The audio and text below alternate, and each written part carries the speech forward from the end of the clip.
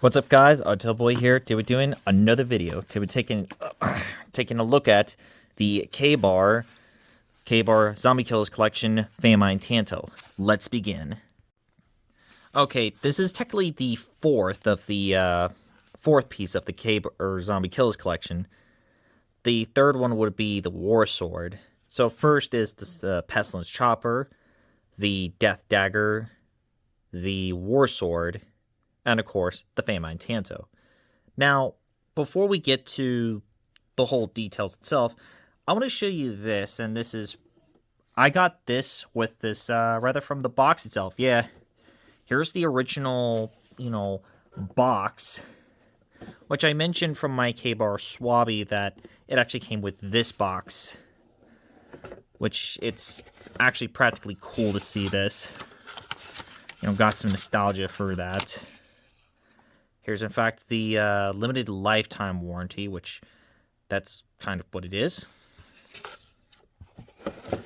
It actually also came with, like, a little slip for the thing so they can... But the slip itself would be the neon green for the Zombie Killers collection.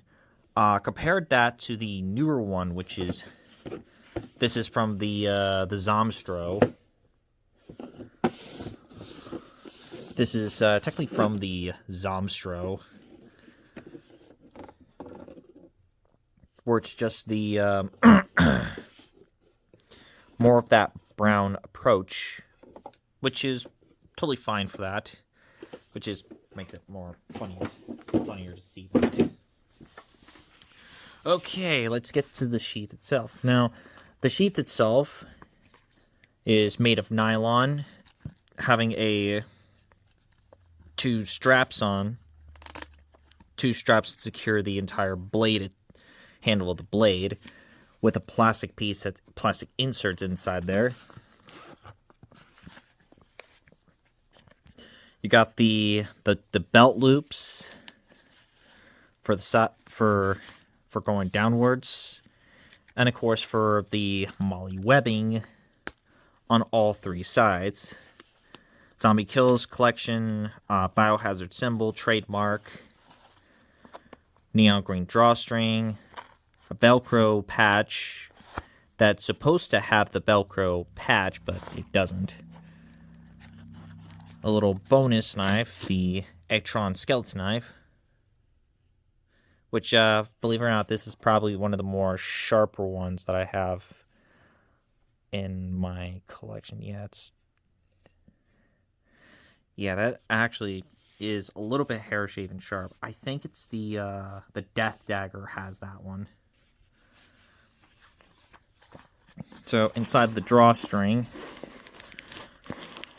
let's see, black handles for you to switch the handles to neon green to black, some spare parts, and some paracord for it, neon green to be exact. And two holes for things like that paracord string. Okay, and of course we got the piece itself. Rather the main piece itself, the famine tanto. Now, as you could probably know, this one is made out of the SK5, since it's made in Taiwan. But if it's the one that's a U.S. version, made in the U.S., a later model would be made in the U.S., would have been made of 1095 Crovan steel, would have the American flag right there, but this one's the SK5. Got K-Bar, the Zombie Killers collection, biohazard symbol, trademark. It's a little hook on that. I think this one actually has a hook on the early ones and the newer ones. A little hole for your paracord. They got the jimping on it for better handling, which is rather kind of 6 bumps on it. And one of the biggest noticeable difference of this, and I think they probably, and this is probably one of those rare times that I know K-Bar made serrated edge. This is one of the weirder ones. So you got like seven of it's like inside, while there's 5 of them sticking out. And of course it's the tanto, so it's have a point there. And this is for more like for a quick draw type of deal, not another point. So it's kind of another thing about it here. So all the blades from the K-Berg Zombie Kills collection and the Johnson Adventure blade line is full tang, like all around it. So the size on the blade would be around about 7.5 inches. The handle is around about 5.5 inches, while the overall size of it would be 13 inches. So, let's test this bad boy out.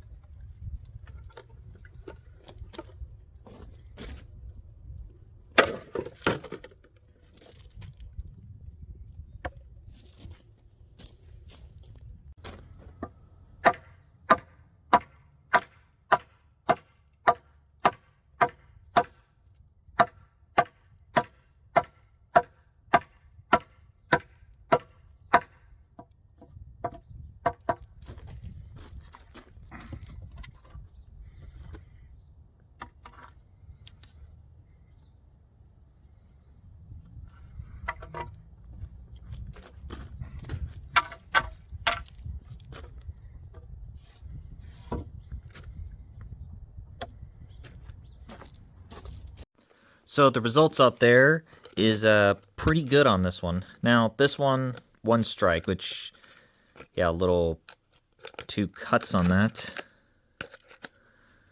Also that one too, which you can see from that. Well, for another bottle, that one actually, cut through perfectly well. Some of that's a little bit hanging on, for sure about it. Similar to, like, this.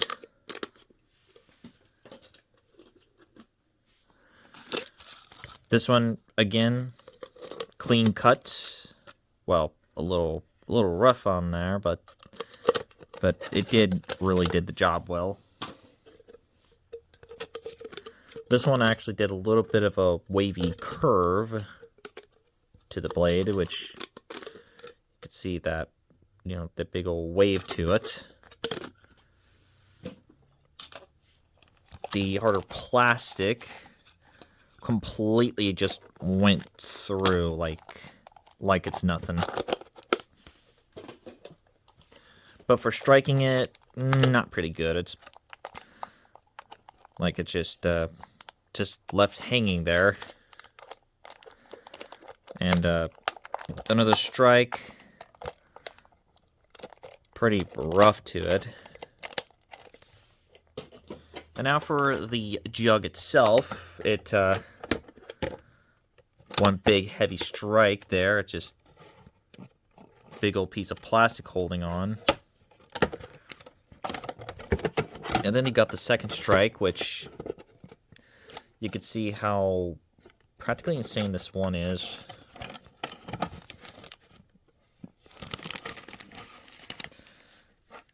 Yeah, that's actually holding there. Probably could go perfectly well on there. So, now let's take to the final verdict of for this guy. So, this guy itself is pretty effective, but it is practically one of the more smaller pieces of the Zombie Killers collection. And I think it's probably the same size as more likely the normal fighting knife, you know, the normal USMC fighting knife. Let me go show you the piece itself. Okay, I'm back, and you can see what I'm talking about. So, it is a little bigger, yeah. But I think it could be perfect as a fighting knife, which that's kind of what's more likely to be than really anything else. But for chopping it, for the wood chop test, not really good as possibly can. So, yeah, that's kind of pretty weird. The serrations is a little kind of interesting. I think they do exist of knives with that type of style of serration, and probably would get this thing banned in the United Kingdom. So I'm giving the K-Bar Famine Tanto an astounding of a 10 out of 10. Really much of a pretty awesome knife for what it is, and that's definitely what it's worth. So that wraps up with the K-Bar Famine Tanto. Now we're going to be going towards the War Sword, the Chopstick, the Charon, and of course the Etron, if I get my hands on those. Well, that wraps it up, and I'll see you guys. This is Artillboy, and I'll see you guys next time.